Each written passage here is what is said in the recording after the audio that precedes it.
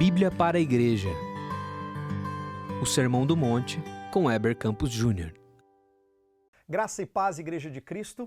Eu quero convidá-los a continuar estudando o Sermão do Monte e nós vamos ler o início do capítulo 6, versos 1 a 4, e depois eu vou dar um salto até o verso 16 e a gente vai ler 16 a 18 e vamos conectar essas duas passagens do Sermão do Monte. Acompanhe a leitura que eu vou fazer aqui.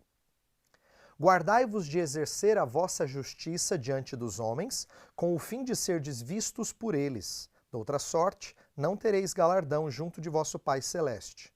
Quando, pois, deres esmola, não toques trombeta diante de ti, como fazem os hipócritas nas sinagogas e nas ruas, para serem glorificados pelos homens. Em verdade vos digo que eles já receberam a recompensa. Tu, porém, ao dares a esmola, ignore a tua mão esquerda o que faz a tua mão direita, para que a tua esmola fique em secreto, e teu Pai, que vem em secreto, te recompensará. Agora verso 16. Quando jejuardes, não vos mostreis contristados, como os hipócritas, porque desfiguram o rosto com o fim de parecer aos homens que jejuam. Em verdade vos digo que eles já receberam a recompensa. Tu, porém, quando jejuares, unge a cabeça e lava o rosto, com o fim de não parecer aos homens que jejuais, e sim ao teu Pai em secreto, e teu Pai que vem em secreto te recompensará. Veja só, esse é um trecho do Sermão do Monte. Nós já fizemos aqui exposições do capítulo 5. Se você acompanhou, você ouviu várias vezes a ideia de que o Sermão do Monte, que cobre dos capítulos 5 a 7 de Mateus, propõe um estilo de vida contracultural, que vai na contramão não só daquilo que a sociedade vivia, mas inclusive daquilo que os religiosos consideravam ser espiritualidade. Esse trecho que eu acabei de ler com vocês é um exemplo disso. Ele mostra um estilo de vida diferente dos religiosos. Já no capítulo 5 ele falou de uma justiça que excede em muito a dos escribas e fariseus. E agora ele vai comparar não só com os pagãos, e a gente vai ver trechos ao longo do capítulo 6 em que ele compara com os gentios, aqueles que não são cristãos. Essa é a referência que Jesus está fazendo.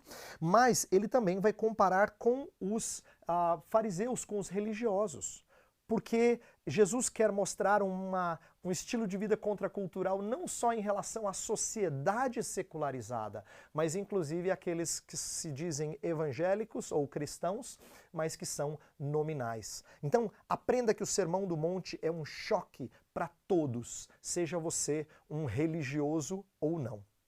E o que Jesus propõe aqui é de práticas externas de piedade. Ele lida com o dar esmolas e ele lida com o jejuar. A gente vai ver numa outra devocional que ele também lida com oração. Essas três práticas dizem respeito àquilo que os outros veem e ouvem acerca da nossa espiritualidade. Então, como é que a gente lida com isso? Jesus está condenando o que aqui nesse texto? Ele está condenando o nosso anseio por visibilidade. Dá uma olhada de novo no verso 1. O verso 1 fala assim: guardai-vos de exercer a vossa justiça diante dos homens, com o fim de serdes vistos por eles. Perceba que Jesus está preocupado com a maneira como nós mostramos a nossa piedade, porque essa é uma atitude de gente hipócrita.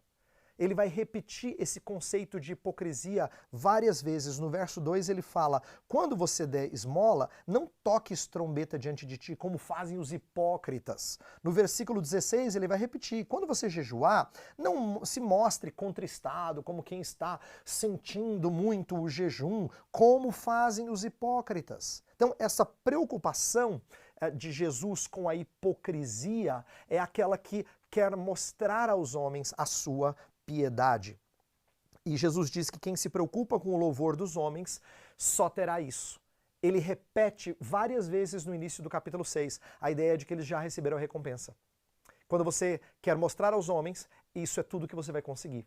O louvor dos homens, e não o apreço e a aprovação do Senhor. Em contrapartida, o que a gente deveria esperar é a recompensa do Senhor. Quando você ouve recompensa do Senhor, talvez isso soe estranho a você, porque você sempre aprendeu que a gente precisa estar numa vida de piedade que agrade ao Senhor, não por interesse próprio, mas somente para a glória do Senhor. No entanto, a própria Escritura ensina a gente a crer no Senhor que galardoa aqueles que o buscam.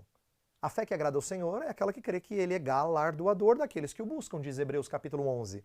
Então, esperar a recompensa do Senhor não é errado. Querer que o Senhor aprove nossas atitudes de espiritualidade não é errado. Agora, fazê-lo para que as pessoas vejam isso em nós é o que Jesus está confrontando. Então perceba que o que a gente tem que esperar de Deus? Deixa eu ilustrar. Quando você socorre pessoas necessitadas, dando dinheiro àqueles que precisam, o que você está esperando é que o Senhor supra as suas necessidades, assim como você supre de outras. Quando você jejua na expectativa de que o Senhor te dê direção ou proteção, o que você está esperando? Que o Senhor atenda e veja o seu coração humilhado e te sacie com direção e provisão. Essa é a maneira como nós devemos praticar atos de espiritualidade que são vistos pelos outros, mas que não devem ser anunciados aos outros. Então, eu quero dar aqui exemplos de jejum e de socorro que não agradam a Deus. Por exemplo, não é incomum a gente calcular o quanto nós ajudamos as pessoas. A gente faz contabilidade. Já fiz uma vez, dei tanto. Quando a gente faz contabilidade, nós estamos contribuindo para manter registro do nosso auxílio. E Jesus disse, sua mão esquerda não devia saber o que a sua mão direita dá. Não é? Então, o que isso significa é não contabilize, não mostre, não faça cálculo. Uma outra maneira é que o jejum que agrada ao Senhor é aquele que expressa humilhação, não é aquele que é anunciado. Não poucas vezes a gente encaixa em conversas nossas coisas piedosas que nós fizemos. Não é? Então talvez você diga assim, então eu estava evangelizando uma pessoa, por que você mencionou isso? Então, quando eu ajudei alguém, ou talvez você diga assim, eu estava no meu período de devocional, que a gente faz todo dia lá em casa, por que você anunciou isso? Mas nosso coração é tão enganoso que às vezes ele faz questão de encaixar nas nossas conversas algum ato de espiritualidade. O Senhor quer de nós uma vida de testemunho, é verdade, mas isso não significa uma vida que expõe a sua espiritualidade como se fosse uma vitrine. Hoje em dia, em tempos de mídias sociais, não é incomum as pessoas compartilharem a sua espiritualidade o tempo todo através de mídias sociais, usando os recursos que expõem para todo mundo como você é um cristão.